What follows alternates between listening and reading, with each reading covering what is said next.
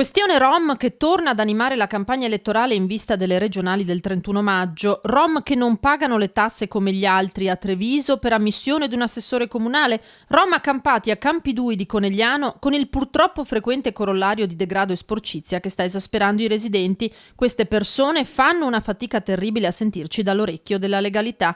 È il governatore del Veneto e candidato della Lega Nord Luca Zaia a sottolineare ancora una volta come i nomadi debbano rendersi conto che una convivenza civile non può prescindere, dice, dal rispetto della legge, dei residenti, della cosa pubblica e dal pagamento dei servizi utilizzati.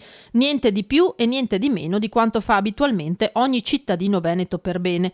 Zaia si rivolge alle comunità rom presenti in Veneto che continuano a rendersi protagoniste, a suo dire, di azioni e comportamenti che violano la legge e le più semplici regole di convivenza civile. Non è una questione di etnia, conclude, ma di banali concetti di rispetto della legge. Mi auguro che queste persone ci pensino seriamente e si comportino di conseguenza, altrimenti l'alternativa non può che essere la tolleranza zero.